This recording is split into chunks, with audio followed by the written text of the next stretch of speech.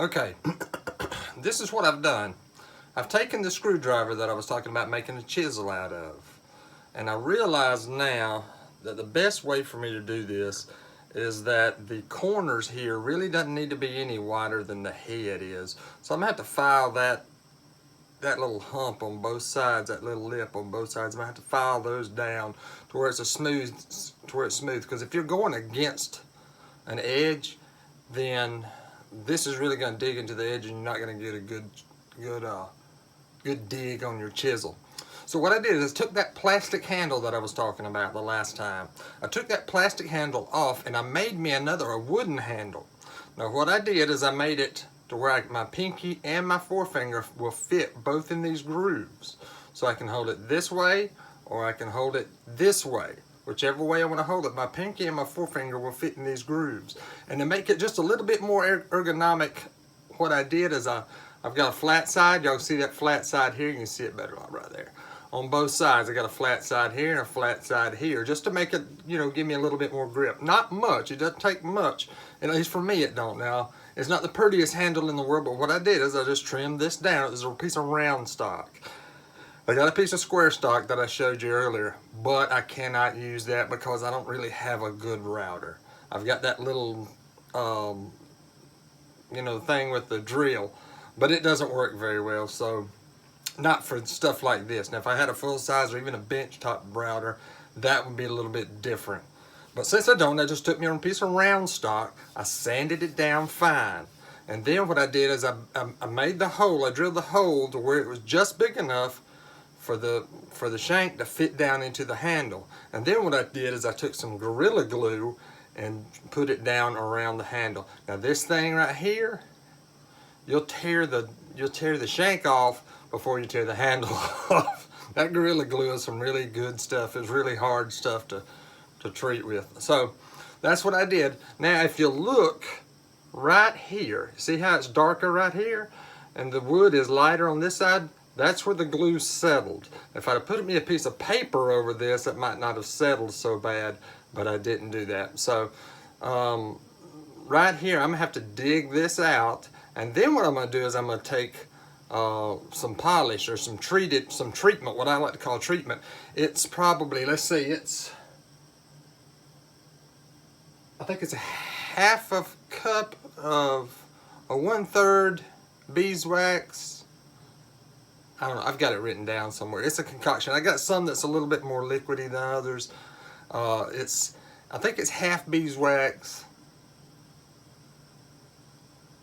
Anyway, it's a mixture of stuff with beeswax and linseed oil, boiled linseed oil. So that's where I'm at right here with this. So we'll do that, and when I get this kind of chiseled out and I start applying that finish to it, or that treatment to it, we'll cut back on and see where we're at. All right. Yeah, whenever I was talking before, I was going back looking at the videos. Whenever I say router, using a router, I really mean using a lathe.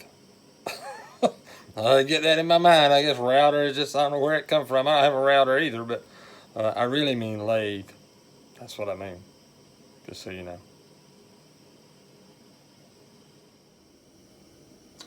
Okay, as you can see, I got most of that junk cleaned off the handle here, right there. So now what I'm doing is I am going to file this down some. I've already started filing a little bit of it. You can tell which side I filed on and which side I hadn't. Right there. So we're going to work on it some more. When I get it down, I'll show you kind of what I'm doing. It's going to take a while just to file, but we'll get it down there. And then we'll treat the handle. Okay, as you can see right here, I've done exactly what I wanted to do. I filed that little hump out on both sides, that little flare. So actually this side better than this side. But anyway, I got it down. I got the flare out over where it's reasonably straight for me to do whatever I want to do. Now what I'm going to do is, all I got left to do really is just kind of sharpen it, because, and if you can see it or not, Let's see. Yeah. Yeah, right there. You can see one side's flat on the bottom and the other side, this side is beveled this way. That's what I'm going to use as my chisel point right there. This side is flat, this side is beveled. You can see the bevel in it that way. So what I'm going to do is I'm going to sharpen it up. But before I do that, what I want to do is I want to put the treatment on this handle so it can settle before I grab it, because you don't want it to really be that tacky. So if I can treat it, it's going to be kind of cold, which means it's probably going to take forever for it to, you know, to dry out and treat. But let's see. That will look like that. Thinking about running over this burner. I got a burner over here. I'm thinking about running it over that just to kind of give it some I don't know, just a little pretty design, I guess. But this is one that's been treated. I treated it a long time ago. And you can tell how dark that is, and you can tell how light that is. And this is actually my plastic bag hammer right here. So that's what we'll do. We'll try that. I may run it over the burner. It ain't gonna hurt nothing if I don't. So, or if I do, it'll just kind of give it a little bit of. I didn't hear that kiss, did you? Just like that. All right, we'll check that out. I'm gonna do that right quick, and then I'll turn you back on. So yeah, this is what I done. See what I've got done with a little bit, just to burn it just a little bit, just to kind of give it some, give it a little bit of personality. So I got my little heater here, my little burner right here. I'm just kind of like roasting marshmallows. Like that, like that.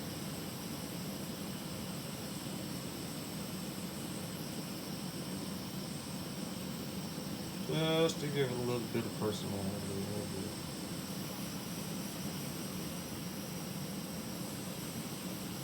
That a little dark.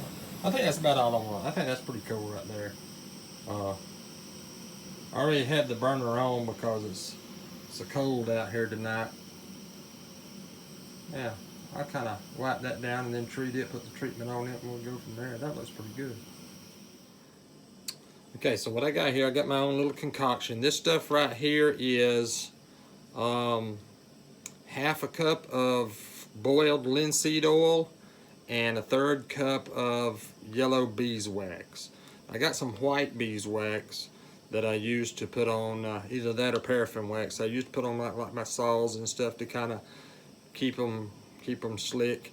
But what I'll do, see that right there?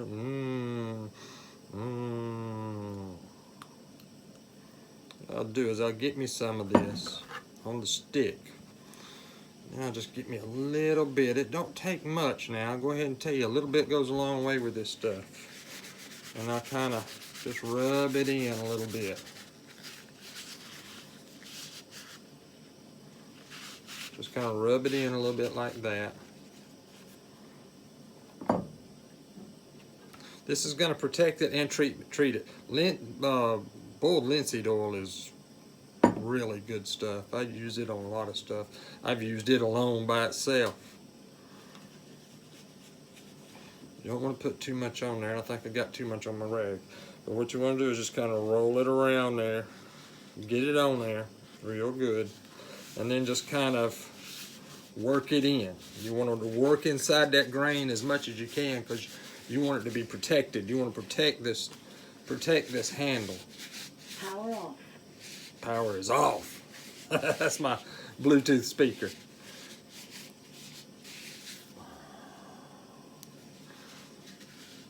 But you really want to just kind of work it in. Like I said, a little bit goes a long way. You don't need a whole heck of a lot. I actually have got some stuff that I was gonna use.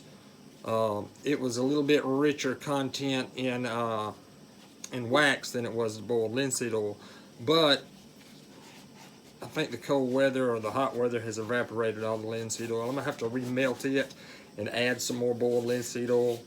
But this stuff right here, this really kind of takes the place of it. It's still kind of gooey. It had a lot more boiled linseed oil in it than beeswax, and it's just tacky enough.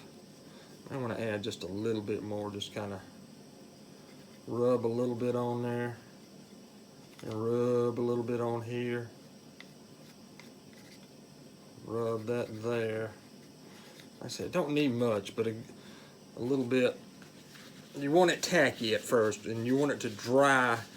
You want the wood to kind of soak it in a little bit. So,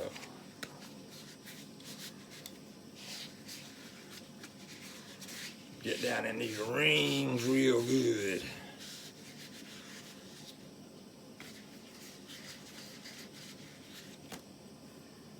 That's my file handle.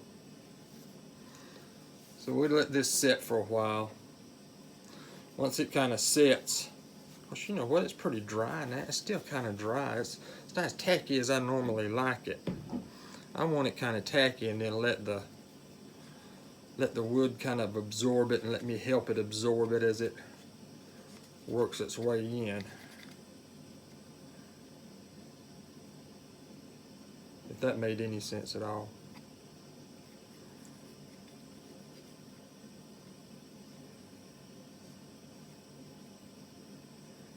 There we go. A little bit right there. All right, we're gonna work it in one more time here.